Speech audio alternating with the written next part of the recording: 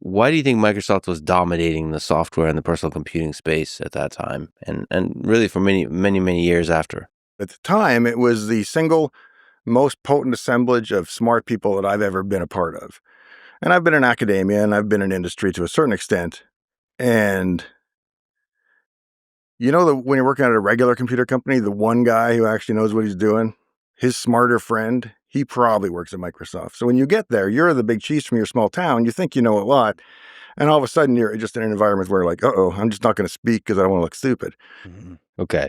What about Bill Gates himself? What are some qualities of Bill Gates that you think contribute to the success of Microsoft? I think he was relentless in the pursuit of his one dream, which was his old slogan of a computer in every home and a computer on every desk. It was his special interest. And he was a smart guy, super determined, and he hired people that were as smart or smarter than him to help him execute it. And he built an almost unstoppable machine of intellect to go forth and make, let's say, very simple products. MS-DOS is not a complicated product by any stretch, but it's exactly what the market needed at that time. Yeah, I mean, MS-DOS changed the game. And that's actually the team you joined, the MS-DOS team. And I think you joined before Windows 95 was released. So tell me about the story of MS-DOS. Its success of MS-DOS was probably pivotal to the success of Microsoft. Yeah, before DOS, they were largely a language company. So they had made BASIC for a lot of computers, and they had a Fortran compiler and a Pascal compiler, that kind of thing. But their deal to have MS-DOS included with every version or every instance of the PC effectively set them as a standard that they were able to leverage for decades going forward. And to a certain extent, they lucked into that. And on the other hand, they were smart to have done it. So, because they didn't charge IBM a lot of money for it, but making it a standard really played out to their advantage over time. So at that time, MS-DOS, no graphical interface. Can you just speak to what the heck MS-DOS is? It's largely a command launcher. So you type in a name of a command, it looks up to see if that's in the current directory or on a special path of folders, and it loads it into memory and executes it if it's there. And that's 90% of what MS-DOS does. Now, it has environment variables and some complexity and a small scripting language built in, but it is basically just an operating system shell that allows you to use the resources of the computer, like the hard drive or the CPU, and it doesn't allow you to multitask. There's no graphical interface. Now, Microsoft did add a text-based graphical interface for things like an editor and Quick Basic in DOS 5, I believe, and there was a DOS shell, which was sort of a graphical file manager in MS-DOS 4. So they experimented with it, but it's largely a command prompt. Does it have ability to communicate with external devices, so drivers and all that kind of stuff? Like, how expansive of an operating system was MS-DOS? Well, it was limited by the original x86 instruction set, which limited it to 640K. And then there were various band-aids on top of that to do high mem and then extended memory beyond that. And a lot of hoops have to be jumped through to make anything work without consuming base RAM. Yeah, I mean, you programmed on MS-DOS. What's it like? What are some interesting details there? Like you said, there's the memory constraints of 640 kilobytes. Yeah, 640K is the maximum that's ever going to be available. So it's not what's available to you as an operating system developer, because whatever you use is what the user won't get. So if you use 10K needlessly, every machine in the world now has 10K less. So it's kind of a big responsibility. Is that a true quote from Bill Gates where he said, nobody will ever need more than 640K? Yeah, no, it's not him. Okay. It's been attributed to him, but not real. Okay, so I mean, what are some interesting aspects of that you were able to do as an intern and when you joined on MS-DOS and beyond? One of the first things I did was to take Smart Drive, the disk cache, because I had familiarity with disk caches, and to add CD-ROM caching to it, because I was new. CD-ROMs were just coming out. Microsoft Bookshelf was one of the few products you could run for it. And as you can imagine, caching a CD speeds it up by dozens of times if you're smart about it. So it was a big performance win and a nice thing to work on. A bigger part of that was moving a bunch of Smart Drive and eventually the double-space compression engine up into what's known as high memory. And without rat-holing on the technical aspect of it, on the x86, there's something I believe called the A20 line. And I probably have this backwards, or I got a 50-50 shot at it. But if you've got the A20 line asserted, then your memory pointers wrap at the 1 megabyte mark. And if not, they don't. So you continue going up in memory. So you can rewrite memory above by combining your segment and offset registers to a number bigger than 1 megabyte, and you get an extra 64K. And you put your code in there, and then you just put stubs to jump to it from low memory. And so you can get another 64K out of the machine that way. And we did that for a couple of the products. And I had no idea what high mem was because I was an Amiga programmer and I'd never written any x86 code before I got there. So that was like a cool optimization that you got to be a part of. Yeah. So what about Windows? There was a parallel development of Windows 95, right, at that time. Did you get a chance to interact with those folks? I actually worked on Windows 95 for about 3 or 4 months. I was on the COM-OLA team doing the presentation cache, which is when you insert a Word or an Excel spreadsheet or chart into a Word document. You don't want Excel to have to be loaded to render it every time. So there's a presentation cache of enhanced meta files, and I was working on that. So that shipped in Windows 95, but I moved to the Shell team about 6 months after getting to Microsoft. And so I worked on NT from there forward. Okay. And what's 95? What's NT? Windows 95 is an evolution of the original 16-bit Windows 3.1, which was the very first popular version of Windows. And it adds 32-bit support and VXD drivers and a bunch of new technology and an entirely new user interface. And it's something that at the time was revolutionary. People lined up at night to wait in line to buy the thing. Can you just take us back to that time and describe why 95 was such a big leap from 3.1? So Apple already had a graphical interface. Windows 3.1 had a graphical interface.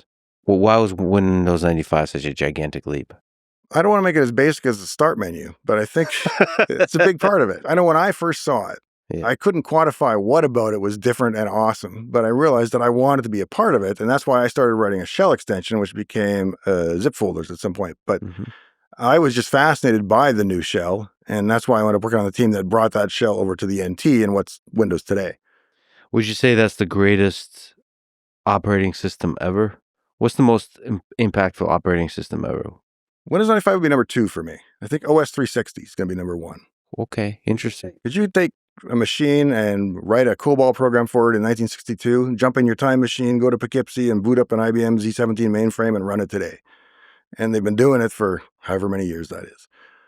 And it's all on the business side, so we as consumers don't have much access to it, but I think it was probably as influential in the commercial side as Windows 95 was in the home side. And then probably Linux would be number 3 for me. I put Linux as bigger than Unix, which doesn't work because you can't have one without the other. But the impact of Unix, BSD, and so forth is largely in the academic space. It's by programmers for programmers. So yeah, Linux created, it was the embodiment of the open source spirit at its largest scale, right? So it almost created a community. And it created a spirit of programming that propagates to this day. That's true.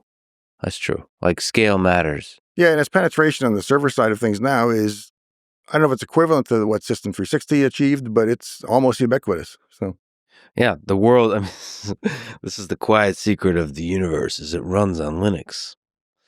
Okay, so tell me about the days, your work days. What were they like back then? Back in the MS-DOS, Windows 95 days.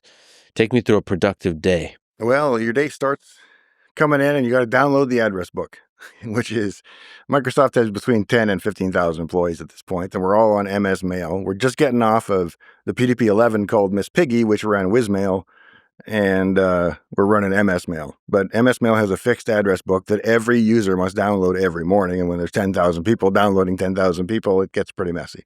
And I think we're on 10 megabit networking at the time. So your first hour is downloading the address book, which was always frustrating. But you'd use that time to look at the crashes that would have happened overnight from a process we called stress, which is in NT. All the machines that are unused run tests all night long, and they try to crash themselves.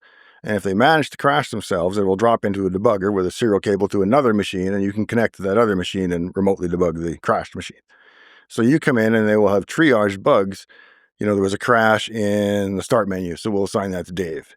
And so you come in and that's your first thing is to connect, because you got to get that machine back to the guy that owns it and unlock the machine. So that's your first hour of your day is basically triage for bugs that have come up from stress overnight. And then at that point, it's probably back to coding, which unfortunately 80% of the time is fixing bugs, especially in my career. It was porting code and fixing bugs. I wasn't writing a lot of new code. If there were exceptions, I wrote a lot of new code on the side to get it out of my system from a day-to-day grind of always fixing bugs in other people's code, which is an amazing learning experience. So you did a lot of at Microsoft, you did a lot of the porting of, Windows 95 code to NT? Yeah, we took the entire Windows 95 user interface and we ported it to NT, which meant making it Unicode for one thing. So everything that was 8 bits is now 16 bits. So pointers, it's quite a mess when you switch the code over, as you can imagine. Can you give us insights in what is involved in porting? It's like breaking into somebody's house and going through all their stuff and seeing the stuff in their drawers that they didn't want you to see. Yeah. You find all the good stuff, the pretty pictures hanging on the wall, and you find some disturbing stuff in the nightstand. I saw code that was like 200 some characters wide with, profanity and swears in it. And it eventually got all cleaned up over the years by the time I left, but it was not always the most professional code in the world. Right, because every single piece of code you have to go through. Line by line. So you see it all. Yeah. Yeah. I mean, that's the story of programmers. You think you write a piece of code and you think you'll never be seen by anybody. And oftentimes that code is going to be seen by a very large number of people that come after you, including you 5 years later. You yourself looking at your own code. Okay. So tell me about Windows NT. That was a giant leap too. It was basically a clean sheet design. So they went and they got Dave Cutler from Digital Equipment, who had done operating systems for them, VMS and RSX 11 he had done. And so he came over after, I believe it was Prism and Mica were some projects at DEC West that got canceled. And so you had a whole team of guys with their project just canceled. And basically they took a whole bunch of them and came to Microsoft. And I don't know the specifics of the deal, but they all showed up. So you get Dave Cutler and Mark Lukowski and all these really smart guys from DEC. And they did basically a clean sheet, but they also had OS2 as a starting point. But OS2 is, of course, written in assembly language, and NT is going to be written in C. So to what extent they were able to leverage any of that, I don't actually know. But at least they had a system to start with. You said that Dave Cutler is the mind behind Windows. Can you explain? So Dave Cutler is the architect of the kernel. So he is Linus in the Linux world. It's Dave C in the Windows world. Dave C. Okay. And it's not that there weren't other people that contributed, of course, huge pieces to it, but I think he's the driving force behind it and always largely has been. And I think he's 85 now. He still codes every day. He's a Microsoft fellow. He, as far as I know, still goes into work. So, can you speak to the genius of that guy? Like, what's interesting about his mind, having worked with him, having interacted with Dave Cutler? Well, the dude's wicked smart, but he's also like a farmer. He's like the guy that will follow you around and make sure that stuff gets done and gets done right, to make sure that you're not checking any crap into his operating system. And he won't tolerate it. And he's a real taskmaster in that regard. But I think it really paid off because it was a very big paradigm shift for Microsoft developers to be subjected to the Dave Cutler Digital Equipment style of leadership. What did you learn from that about successful software teams where there's a large number of people collaborating? Because Microsoft had a lot of brilliant engineers back then. And like you said, Dave Cutler, they had to create completely new systems, many of which we still use today. What have you learned about great software engineering teams from that time? Tools are everything, I think, for one. I mean, people are everything. We'll give that as a granted. But the tool set is a huge factor. If we would have had Git, it would have been immensely easier. We were using diff and, manual deltas to do this porting and stuff. So being able to fork a branch of source code would be a luxury that is new to me. So at the time, it would have been really handy. What were some memorable conversations from that time when you walked over next door? Well, one I was not present for was somebody was complaining, a new hire came into the team and was working on what I believe was called Cairo. And Cairo was going to be the next future operating system, was going to be beautiful and have a whole new user interface, newer than Windows 95. And it never materialized. But while they were working on it, one of the guys who was working on Cairo was kind of flaming on the open NT dev alias, which is thousands of people, how shitty the NT boot experience was. And the response that came back was an epic flame that I wish I would have saved, and I won't name the guy who wrote it. He knows who he is, but it was a work of art of angry flame mail, kind of like the ones you see Linus send every now and then about kernel stuff. So it's a very similar sentiment. Were there like kind of intellectual debates? Like there's some heated stuff between engineers? Yeah, it got contentious. So you've got intellects competing, and eventually the technical merits for some people are secondary, and it's about besting the other person in that argument.